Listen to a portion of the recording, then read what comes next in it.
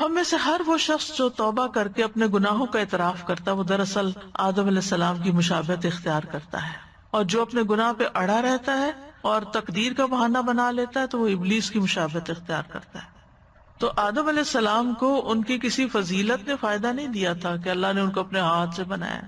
ہم تو کہتے ہیں ہم تو سید ہیں اور ہم تو بڑے چنے ہوئے لوگ ہیں، تو بڑے نیک لوگ ہیں، ہمارا تو گھرانہ بڑا اونچا ہے، ہم تو کئی قسم کی اپنی خوبیاں یاد کر لیتے ہیں اور اس پہ اڑے رہتے ہیں کہ ہم سے کہاں غلطی ہو سکتی ہے، ہم تو اتنے پڑھے لکھے ہیں، ہم تو اتنا نیکیاں کا کام کرتے ہیں۔ لیکن آدم علیہ السلام نے ایسی کسی چیز کو اپنے لیے عذر نہیں بنایا کہ اللہ نے مجھے تو اپنے ہاتھ سے پیدا کیا تھا اور فرشتوں سے سجدہ کروایا تھا اور پھر جنت میں بسایا تھا، حالانکہ کتنی نعمتیں ان کو ملی تھی اور از یونیک، وہ خوبیاں کسی اور کو نہیں ملی۔ لیکن اس کے باوجود جب بھول ہوئی تو فوراً مان گئے۔ ان کے پاس علم بھی تھا، علم آدم الاسماء کلھا، یعنی یو نیم اٹ، کسی کا گھر جنت کے اندر ہو۔ دنیاوی اعتبار سے موسٹ سکسیسفل پیپل ہیں کہ جن کو بہت بڑے بڑے ایکڑز میں گھر مل جاتے ہیں اور بڑے بڑے مینشنز میں وہ رہتے ہیں، اور لوگ ان پہ رش کرتے ہیں کہ کتنے خوش قسمت ہیں یہ۔ اگر کوئی ڈگری ہو اور ایک نہیں کئی ڈگریاں ہو تو پھر تو بات ہی کیا ہے، یعنی مال بھی ہو، اوپر سے علم بھی ہو، اور پھر اوپر سے کسی بڑی شخصیت کے ساتھ رابطہ بھی ہو۔ وہاں تو اللہ سبحانہ تعالیٰ نے ان کو بنایا تھا، اور پھر یہ کہ سب لوگ ان کے مطیع بھی ہوں، انسان کیا فرشتے بھی آگے جھکے ہوئے ہوں، یعنی کتنی ساری چیزیں تھی تکبر کرنے کی۔ اگر وہ کرنا چاہتے تو ان ساری چیزوں کو کریڈٹ دے کے اپنے آپ کو بہت بڑی چیز سمجھتے اور اللہ کے آگے جھکنے کو اپنی انا کے خلاف سمجھتے، لیکن انہوں نے اس میں سے کسی چیز کو بھی نہیں سمجھا کہ اس کی وجہ سے میری کوئی بڑائی ہے، بلکہ کیا کہا، ربنا ظلمنا انفسنا وَإِن لَّمْ تَغْفِرْ لَنَا وَتَرْحَمْنَا لَنَكُونَنَّ مِنَ الْخَاسِرِينَ۔ اللہ اگر تو راضی نہیں نا تو یہ جنت اور یہ فرشتوں کا سجدہ اور یہ علم اور یہ سب کچھ میرے کام نہیں آنے والا، یہ فائدہ نہیں دے گا۔ یہی حال بندہ مومن کا دنیا میں ہوتا ہے، نہ وہ اپنے مال پہ فخر کرتا ہے، نہ وہ اپنی ڈگریوں پہ اور اپنے علم پہ فخر کرتا ہے، اور نہ ہی وہ اپنے کسی عہدے اور منصب پہ کہ میں اتنے لوگوں کو کنٹرول کرتا ہوں، اتنے لوگ میرے انڈر کام کرتے ہیں۔ یہ بھی لوگوں کے لیے ایک بڑی فخر کی بات ہوتی ہے نا، لوگ بعض اوقات اپنا تعارف کراتے ہیں نا کہ میری یہ کمپنی ہے اور اتنے لوگ میرے پاس کام کرتے ہیں، تو ایک فخر کی بات ہو جاتی ہے نا۔ تو وہ تو فرشتے ان کے آگے جھکے تھے، وہ کہہ سکتے تھے میں تو وہ ہوں جس کے آگے فرشتے جھک چکے ہیں، لیکن نہیں۔ یہی انسان کی انسانیت ہے، یہی اصل میں اللہ کے ساتھ فرما برداری اور اللہ تعالیٰ کے ساتھ ایک تعلق ہے کہ انسان سب کچھ ہوتے ہوئے بھی اللہ کے آگے جھکنے والا ہو اور اپنی غلطیوں کو دیکھنے والا ہو، اپنی غلطیوں کا اعتراف کرنے والا ہو کہ میں کچھ نہیں۔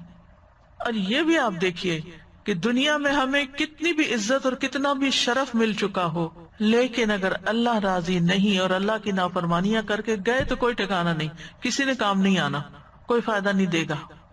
تو لا ملجا ولا منجا منک الا الیک، تجھ سے بھاگ کے تو نہ کوئی ٹھکانہ ہے نہ کوئی پناہ گاہ مگر تیری طرف، پناہ تیرے ہی پاس ہے۔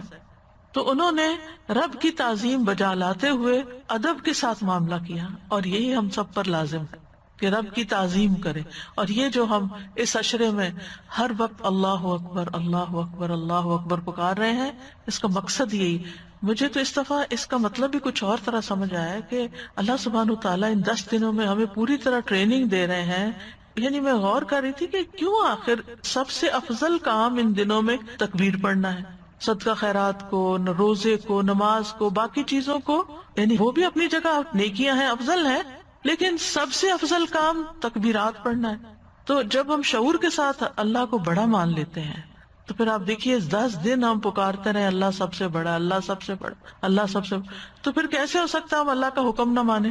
پھر کیسے ہو سکتا ہے ہم اللہ تعالیٰ کا ادب نہ کریں؟ پھر کیسے ہو سکتا ہے ہم اللہ کے آگے نہ جھکیں؟ پھر کیسے ہو سکتا ہے کہ خالصتاً اللہ ہی کی رضا کے لیے کوئی کام نہ کریں؟ کیونکہ ہمیں بڑوں کے سامنے بڑا بننے کی اور ان کی نظروں میں بڑا بننے کی خواہش ہوتی ہے نا، کہ کوئی بڑا ہمیں اکنالج کرے۔ آپ دیکھیں چھوٹے چھوٹے بچے بھی ہوتے ہیں نا، تو جب کوئی ان سے بات کرتے پہلے اپنے ماں باپ کو دیکھتے ہیں نا کہ وہ راضی ہیں کہ میں اس سے بات کروں یا میں یہ کام کر لوں۔ تو اسی طرح جو انسانوں کا غلام ہوتا ہے وہ صرف انسانوں کی طرف دیکھتا ہے، میرے ماں باپ خوش ہیں میں یہ کام کر لوں، کوئی نہیں دیکھتا اللہ خوش ہے یا نہیں۔ عام طور پہ لوگ صرف اپنے سے اوپر جو بڑا ہے اس کو دیکھ لیں گے. استاد خوش ہے، پیر خوش ہے، بزرگ میرا خوش ہے، فلاں خوش ہے، اگر وہ خوش ہے تو بس ٹھیک ہے، یہی میری جنت ہے. اور بعض اوقات لوگ اپنے ماں باپ کو خوش کرنے کے لیے اپنی بیوی پہ ظلم ڈال رہے ہوتے ہیں. وہ کہتے ہیں یہی ہماری جنت ہے ماں باپ، یہ اگر ہم سے خوش ہے ہماری مرضی جس کے چاہے حقوق مار لیں. تو یہ جو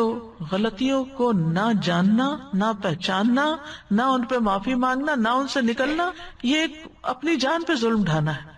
تو کسی انسان کو اس بات کی توفیق مل جائے کہ وہ اپنی غلطی دیکھ سکے اور اس پر شرمندہ ہو جائے اور پھر اللہ کے آگے جھک جائے، اللہ کو اپنا رب مان لے اور پھر اپنی حالت کو پیش کرے، ظلمنا انفسنا، اللہ جان پہ ظلم ہو گیا، ہم نے غلطی کر لی ہے، اور پھر اپنے معاملے کو اللہ کے سپرد کر دے، وَإِن لَّمْ تَغْفِرْ لَنَا وَتَرْحَمْنَا، اور پھر امید رکھے کہ اللہ ہمیں معاف کر دے گا، اور اگر نہ کیا تو پھر تو کوئی نجات کی جگہ ہی نہیں، لَنَكُونَنَّ مِنَ الْخَاسِرِينَ. تو اس لیے یہ دعا بہت کچھ سکھاتی ہے ہمیں. یعنی آدم اور حوا نے جو پہلی دعا کی ہے، انسانیت نے جو پہلی دعا کی، وہ اپنی غلطیوں کے اعتراف کی، کیونکہ جب بخشش ہو جاتی ہے نا تو باقی دعائیں قبول ہو جاتی ہیں. کیونکہ اگر ہمارے اوپر گناہوں کے ڈھیر ہیں اور ہم کہتے ہیں یا اللہ میں رزق دے، روزی دے، اولاد دے، فلاں دے، فلاں دے، تو ابھی تو آپ کا دروازہ ہی نہیں کھلا، تو آپ باقی چیزیں کہاں سے لیں گے؟ تو سب سے پہلے تو استغفار کر کے، اپنی غلطیاں مان کے، توبہ کر کے اپنے بوجھ ہٹائیں اور اپنی راہیں آسان کریں، اور پھر اللہ کا قرب ملے گا اور پھر رحمت اور بخشش آئے گی.